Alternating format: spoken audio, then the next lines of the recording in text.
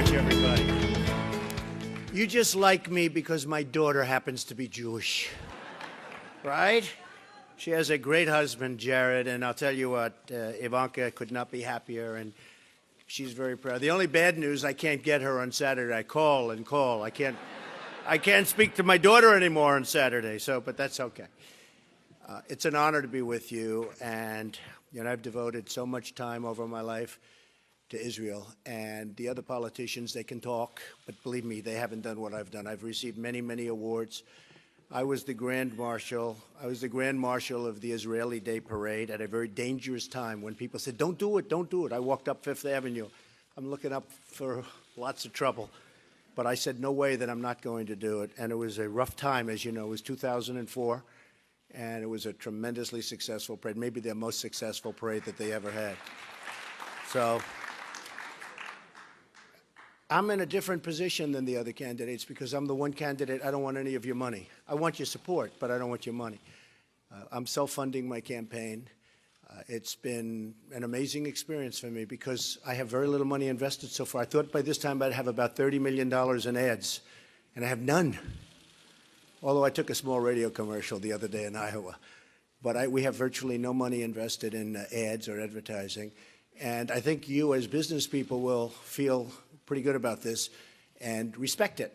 And at first I was embarrassed by it. I said, well, I think we're going to have to spend money just to spend money, but it's not really like a good thing to do because I am in first place by a lot. It's not even close. Every single poll, every single state.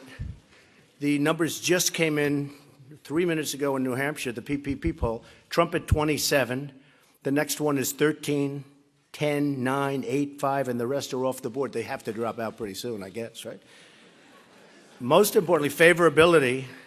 No, I still like the top number most, but favorability is now at 50 to 39, which is good. And I beat Hillary in the Fox poll, as you see, very easily, 46 to 41. That's ultimately the most important. And, I've been a tremendous fan. And I've been a tremendous contributor. I've given a lot of money recently to Hatzalah, $100,000 emergency response. They do a fantastic job. And my father, Fred, was always a big supporter. So I grew up in that environment. I grew up in Brooklyn, Queens, and Israel was always very paramount in our mind. In fact, I've been sometimes criticized because I received so many awards from Jewish groups, and they look at my wall. It's loaded up. But now the Christians are catching up, I have to tell you. My Christians are liking me a lot lately, and they've been great. They've been great. So Obama is the worst thing that's ever happened to Israel. The worst. The worst. And when I see great friends of mine who are very, very pro-Israel, they love Israel. They love it with passion. And they're having fundraisers for Obama. I say, what are you doing? And it's almost like they answer me, they say, we don't know. He comes to New York, we don't know. We don't know. I say, he's a disaster. I really believe the Iran deal. Look, I'm a negotiator like you folks. We're negotiators. We don't build gas stations in the middle of, as you know, Afghanistan for $43 million. Can you imagine this? A small gas station, $43 million. And then they use the wrong kind of terminal because they don't sell that type of gas. Okay, $43 million for a gas station. How many think they could have done it for less? Would you raise your hand, please? But I look at Obama, I look at that deal where we gave to Iran $150 billion. They don't need to develop nuclear weapons. They can buy them. They can buy them. It's true. Why do they have to develop them? They can buy them. We gave them $150 billion. They go out, and in terms of, surveillance, they have the right to self-inspect. How about that? On their the most dangerous, they can self-inspect. We're going to let them self-inspect. And then you have, of course, the 24 days. But the 24 days, we're all good with contracts. Don't start until such and such happens. It could be forever before you ever go in to inspect. And we don't even get our prisoners back. And now they want to start a negotiation to get the prisoners back.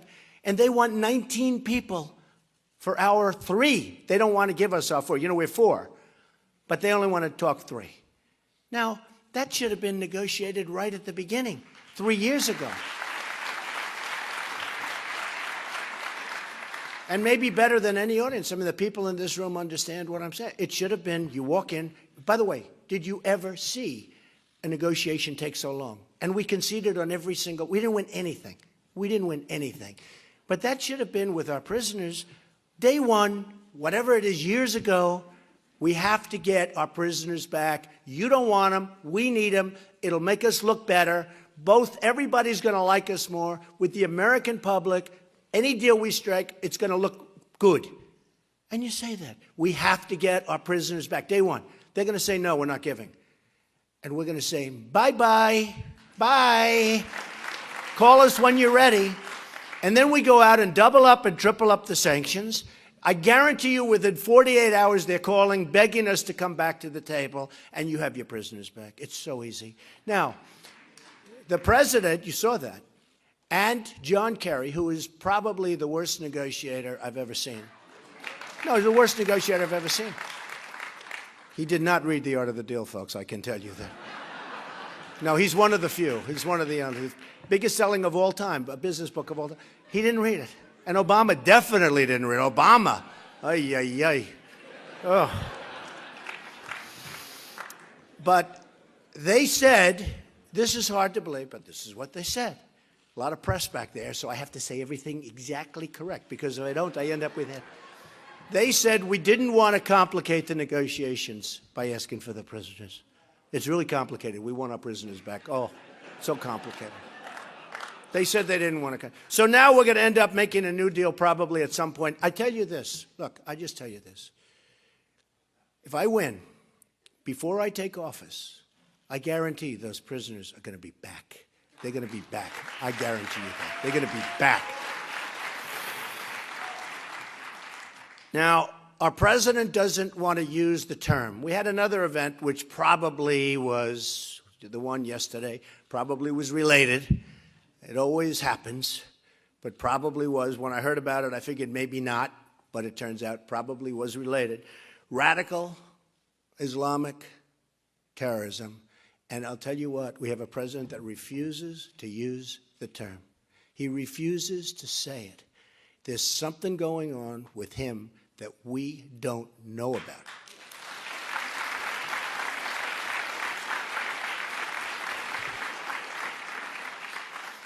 Now, as far as Hillary is concerned, she's got to go with what he wants. She shouldn't be allowed to run. What she did is criminal with the emails.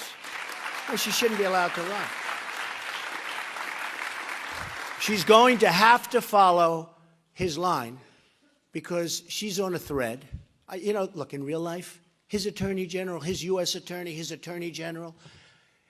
So his attorney general is going to listen to him, in my opinion. I think it's very dishonest what's going on with our government. General Petraeus was given a life-changing sentence. Other people have been sent to jail. Petraeus was, you know, essentially, look, I don't want to get into it with the poor guy. What he went, for nothing compared to what she did, for nothing. For 5% of what she did. And Obama, I mean, she can't go against him because all he does, boom, she gets indicted. That's the end of it. That's the end of it.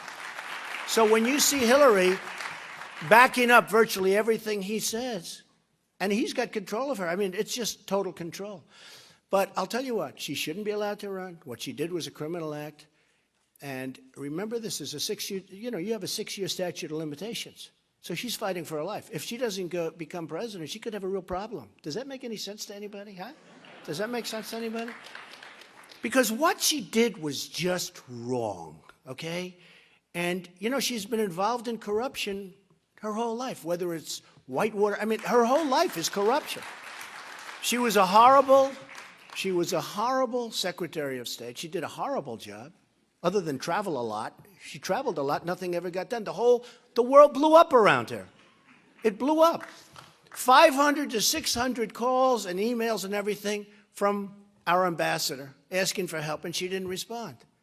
The truth is she doesn't have the strength or the energy. She responded to her friends.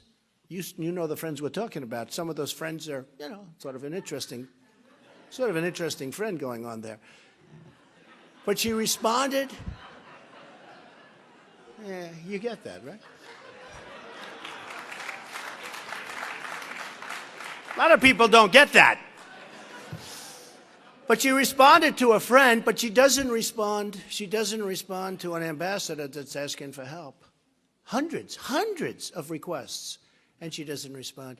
Now remember this, I go every night I'm someplace. I mean, yesterday I was in Manassas, Virginia. We had an unbelievable crowd. The other day I was in Florida. We had 12,000 people in Sarasota at 12 o'clock in the afternoon with the football games going on. 12,000 people. The convention center held 5,000. So we had thousands outside. I made a speech outside. I made 2 speeches. I had to do 2 speeches. I said, you can't get me a larger convention center so I can do 1 speech? My people said, no, this is the biggest one. We set a record, a big record. We set a record everywhere. In one of the centers, we beat the record of Elton John. It's true. Elton John. I'm no longer competing with politicians. I'm competing with musical talent. One of the great musicians said, you get the largest crowds of any single human being on earth without a guitar, meaning who doesn't count on music. So it's true. We've had tremendous response. We've had incredible response. And I think, you know, if you look at what's going on, and I think based on the response, based on the polls, I don't want your money, therefore you're probably not going to support me, because stupidly you want to give money. Trump doesn't want money. Therefore, we can't, even though he's better than all these guys, even though he's going to do more for Israel than anybody else, even though Bibi Netanyahu asked me to do a commercial for him, and I did, and he won his race, so I was very happy about that. But he asked me to do a commercial. And they said I was only celebrity. I don't know if that's, but they said I'm the only celebrity. I don't know. I'm not a celebrity. See, now I'm a politician. I'm so embarrassed by that term. You know, my whole life, I've been a businessman, I've been a developer, I've been somebody, I've employed tens of thousands of people over my lifetime. I have unbelievable statements, an unbelievable company. A lot of people said, oh, he'll never file. This you'll get a kick out of it. He'll never run because he'll never want to file various papers. And then he'll never file this and that. And then you have to sign your life away. The first paper, we all know about first papers. You sign your life away. They say, he did it. Then they say, well, he'll never sign and he'll never file his financials because who knows, maybe he's not as rich as people think. So I filed my financials, almost 100 pages, the biggest ever filed by the federal elections. And everybody said, oh my, he's much bigger, much stronger, and holy mackerel, look at these numbers. And what they don't know, if I didn't run, I probably would have filed anyway because I built a great company. And I like to brag about it whenever possible. It's true. Some of the greatest assets, Doral, you know Doral, and Turnberry in Scotland, and Trump Tower, and many buildings in Manhattan.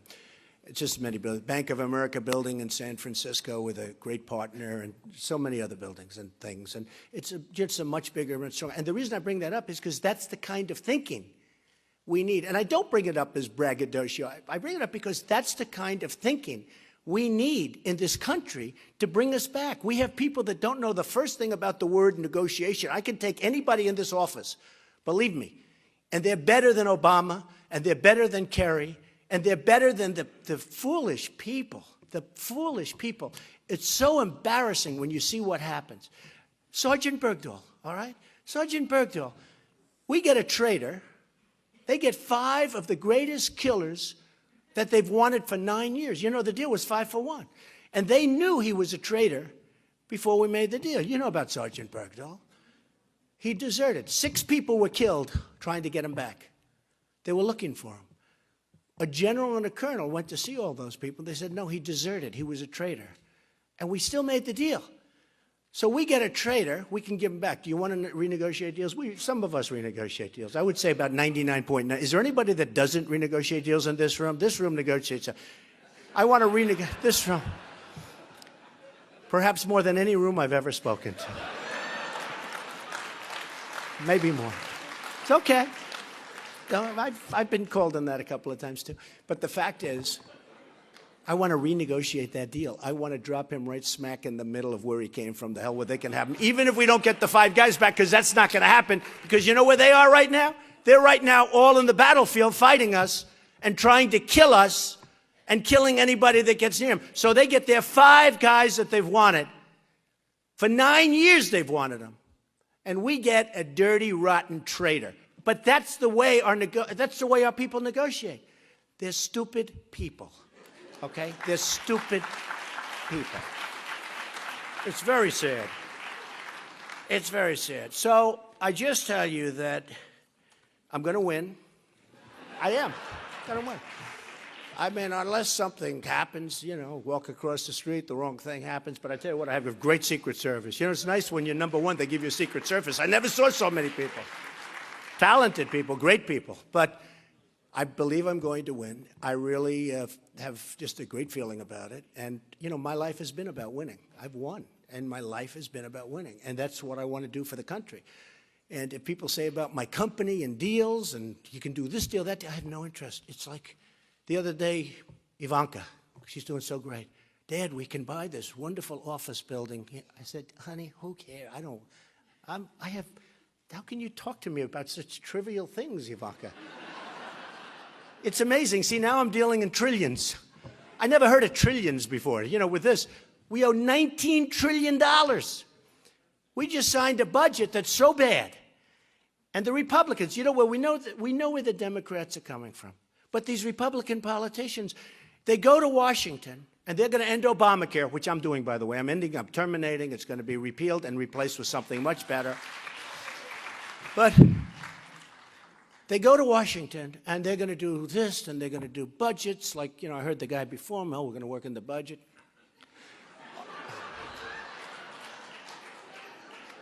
It's all about that. What happens is they're going to do budgets, and we're going to do this and that. And I tell the story. Then they walk into the Capitol building, which is magnificent. And they look up. Darling, oh, my, look at those columns. Look at the ceiling. Look at the angels. Oh, look at these magnificent floors. They've never seen anything like it. We've arrived. This is incredible. And then they become mainstream. They will vote on Obamacare. Yes, I vote. They don't want to leave. They lose all of their courage. I want to use a nice word because otherwise I get reported for foul language. They lose all of their courage, and they've let us down. That won't happen with me.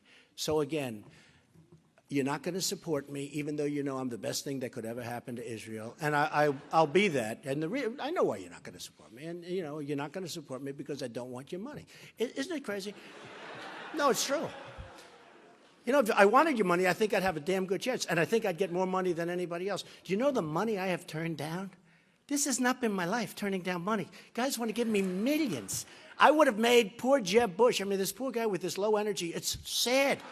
No, it's sad. I came up with that term. It became so defining. It's like having it on his forehead. I am low. No, it's sad. He raised $125 million, which means he's controlled totally controlled by the people that gave him the money. That's why you don't want to give me money, okay? But that's okay. You want to control your own politician. That's fine. Good. But I will think about that, folks. Don't worry about it. I understand. Hey, 5 months ago, I was with you. Who was better than me? Who is better than me? I gave $350,000 to the Republican Governors Association. I never even got a letter of thank you. It's true. $350,000. I didn't receive one letter, not one letter from one governor. Stupid. The good thing is I don't give any. Why would I give any more? You don't get a thank you letter? Politicians, remember this, politicians forget. Politicians generally aren't competent. And the one thing they are good at is getting elected. And that's what you're going to end up having. But I would love your support, but I don't want your money, and I appreciate it. Now let's take some questions, okay? Good.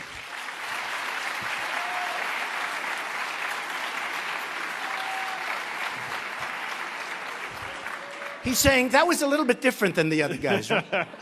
So I got to tell you. And he does a great job, by the way. Thank you. So I got to tell you, you don't want their money, but you cost me $10. I had a side bet that somehow you were going to work out into your speech the hotel you were building right next door to this property. I'm glad he reminded me. And you're disappointed. You cost me $10. I didn't want to do that. You know what? Honestly, I'm building a tremendous hotel down the road. You know what? He's actually giving me it's a much better plug, but I'm going to go there right after this. I have to go through. You know, you have to watch to make sure the contractors aren't stealing and ripping you off and everything else.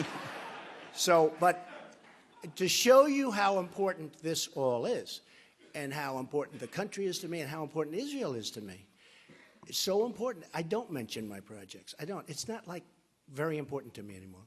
What's really important to me is the United States and making it great again. My theme is Make America Great Again. I mean, it's taken off like crazy. The hats, it's going crazy. But it happens to be a great, you know, some of these guys tried to copy it, but I had it trademarked because we're smart. A couple of them got up.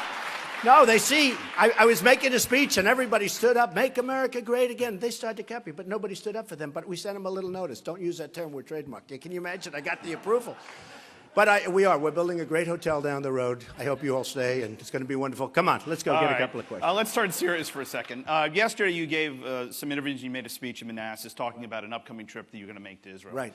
You also talked about how you wanted to raise some questions regarding, in talking about the Israeli-Palestinian issue, you raised some questions about Israel's commitment to peace that I'd love for you to yeah. Well, I raised questions. And you said Israel's going to have to make some tough sacrifices. Yeah. So to that group, to this group here, those tough sacrifices, does that mean return to the 67 borders, dividing Jerusalem? What does that mean to you? I'll tell you exactly.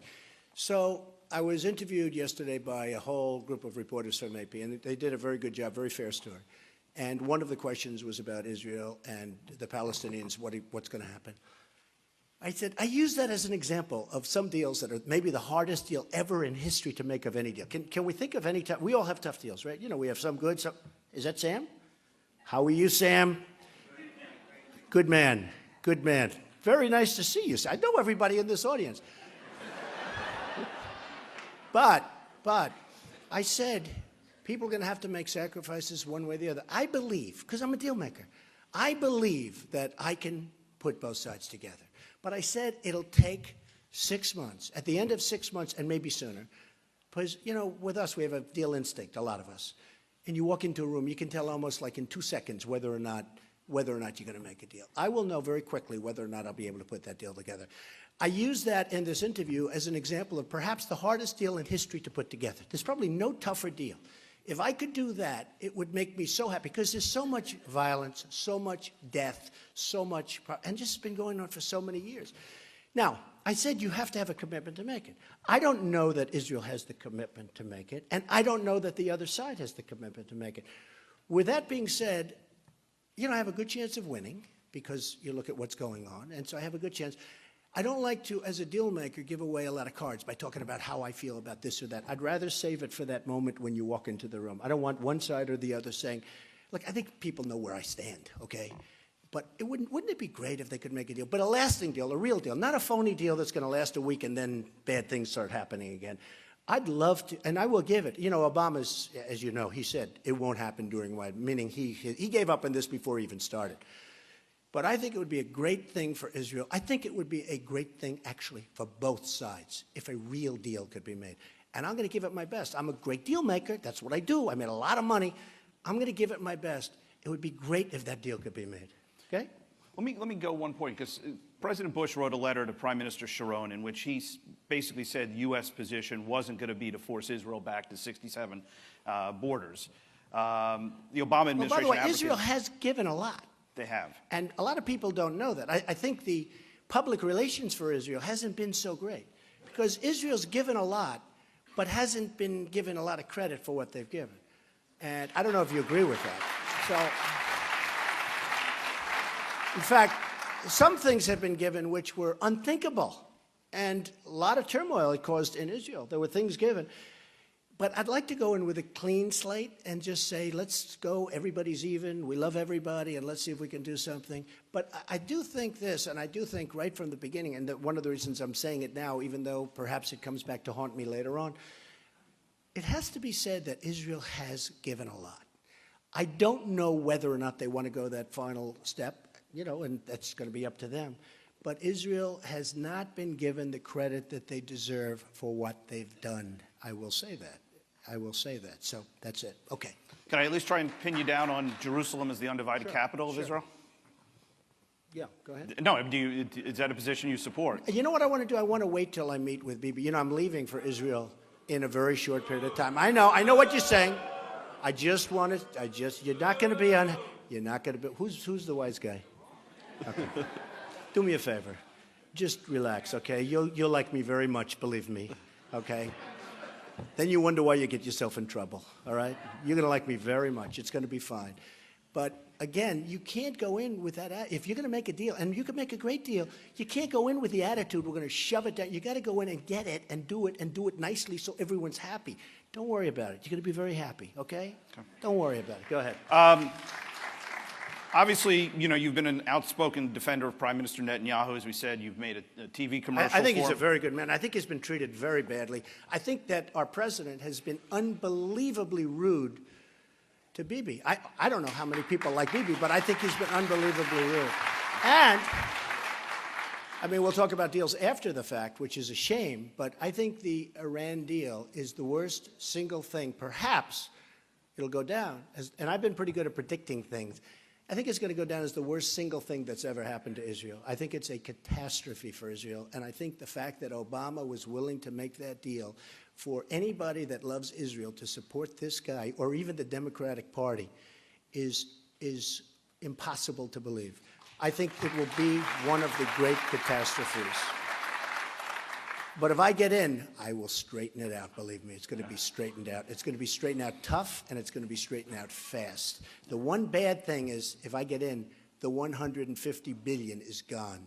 That hurts me, and that hurts the people in this room. But the $150 billion is gone, because it'll be gone before you get there. You know, we're talking about a year and more, actually. Yep. Although the election, very quick, you know, it's coming up. It's now less than a year, and, you know, we have the Iowa starts on February 1st, and then we go right down the line, and it's very exciting. We're talking about a couple of months now for it to start, so it's really very, for a person like me, I mean, it's very exciting. Yep. So the other half of my question, so about, you obviously have a great relationship with Prime Minister Netanyahu. Which of the other Arab leaders do you either know or can you see yourself working with, and you think you could have a positive working relationship? Well, I haven't been working too much with the Arab leaders, to be honest with you. No. Okay? Yeah, I told you I made commercials for Bibi. I don't know if that's going to help me in the negotiation. I can tell you. You know, I'm trying to keep it nice and level, right? Then I get people screaming at me. But I'm trying to keep it as level as possible. But I, for the most part, don't know. The King of Jordan it seems like a nice man. I mean, I don't know. We're going to see. We're going to see. A lot of people like him. Some people don't. But I think I will probably be able, what my history is, you know, I took some heat because I get along with Democrats, I get along with liberals, I get along with conservatives, I get along with Republicans, I get along with everybody. That's what I was. I'm a business person. I get along with everybody. We have to get along with everybody. And I took some heat, and I always explain it. I say, wait a minute, I'm a business person. I got to get along with everybody. I live in Manhattan. It's all Democrat. I mean, it's virtually all, Republicans don't even run people for the most part. And if they do, they're going to get, you know, they're 5%. They get a very small percentage of the vote. Got to get along with everybody. I think that's going to be a tremendous asset, because right now we have gridlock in Washington. We have people that they don't talk. You know, I remember years ago, because I've been a very political person, always on the other side, but always very political. But years ago, the Republicans and the Democrats, they used to like each other. They'd get along. They'd have dinner together. They'd argue and they'd fight and they'd disagree, and we'd have, you know, different views on things. But in the evening, they'd go out and they'd have dinner together with their families. You don't see that anymore. There's total hatred and there's total gridlock. I'll give you one point, which I think is important. Corporate inversions, right? So you have companies leaving the United States, and they're leaving because of better taxes and better, a lot of things. A lot of things are better. But they're leaving. Pfizer, how good is Pfizer? Thousands and thousands of jobs are going to be lost.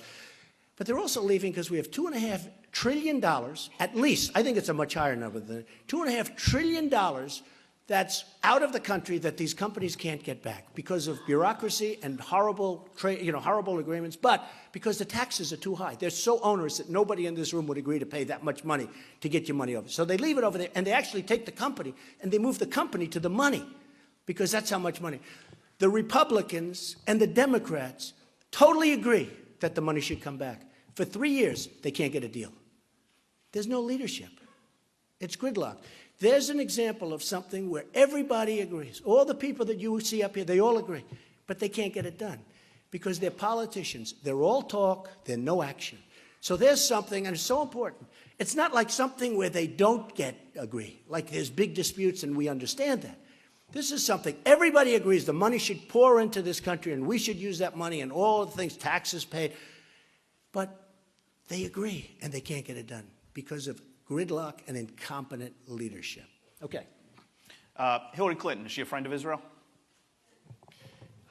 You know, honestly, I don't think anybody can say. She says she is, but now she says all of a sudden, maybe less so than you thought, because she's going very, very far over to the other side. I mean, Bernie Sanders has brought her to positions that she didn't want to be at. You look at some of the things she's saying right now. But I'll tell you what, whether she is or not, she doesn't have the strength or the energy to help Israel. I'm telling you, she doesn't. And I said it, but just take a look. She'll come out and do an event, and you don't see her for another 4 days, 3 days, 5 days. No, it's true. Think of it. We don't need, some people would say it's not nice to say, she doesn't have the strength or the energy. Israel needs more than just our support. They need strength. They need real power behind them. Because, you know, you look at, as these countries fall over there, Israel's looking more and more tenuous. You know, Israel has some difficulties. And one thing, and I think you'll all admit it, these people are fighting really dirty, but they fight a lot better than we used to think, right? We used to think, oh, that was easy. 15 years ago, with my friends from Israel, because I have a lot of friends from Israel, they used to smile and laugh. Oh, don't worry about it. Now they're saying, these guys, they're dirty fighters. And they're not bad. You know, they're tough. They're not the JV, okay? Obama said they're the JV. They're not the JV, folks. We need tough. We need General George Patton. We need General MacArthur. We don't need the guys we have. I see them on television. Generals. I don't want my generals on television saying, well, ISIS is very tough. I saw a guy the other day. ISIS is very tough. I don't know. I don't need that. Do you think General George Patton? They don't like him because he was a foul-mouthed, vicious, horrible, brilliant guy. So he would never make it. They probably would have had him thrown out years ago. But we need Patton. We need a genius like MacArthur. And we have those people. We have those people. I'll find that person. But we're going to knock the crap out of them. I'll tell you what, we're going to win. We're going to win. We're going to win. All right, go ahead. Yeah. We're out of time, but last question. Rank and order, as you see it, the greatest challenges facing the United States: Russia, China, radical Islam. Well, I think radical Islam right now is, and I feel that's the greatest. And again, we have a president who refuses to use the term, but radical Islam is, I'll tell you the one thing I know isn't, is global warming. That's the one thing. No. That's the one thing I know isn't. I mean, we have a guy that just the other day said that, here, they want to blow it. This was right after Paris. They want to blow our cities up. They want to destroy our civilization. And he's worried about global warming, which a lot of people think is a hoax. Hey, by the way, I won so many environmental awards, shockingly. No, it's true. And you know what I do? I want really immaculate air. I want clean, crystal water. I want a lot of things, okay? I want a lot of things. But global warming, do you notice they changed the name? We go global warming, they go climate change, they go now it's sort of, I hear a lot of extreme weather. How can you miss with extreme weather, right? If it's cold, it's okay. If it's hot, it's okay. If it's windy, if it's hot, if you have to, everything's extreme. So now they use extreme weather. It is a disgrace what's going on. And to have this man embarrass us by standing up and saying that global warming is our biggest threat, we got to get him out so fast, and thank goodness we only have a year left. Thank you. Thank you very much, everybody. Thank you. Thank you. Thank you. Thank you, man. Thank you. Thank you, man. Thank you, everybody. Thank you. Thank you, Stan. Watch your step. Thank you, everybody.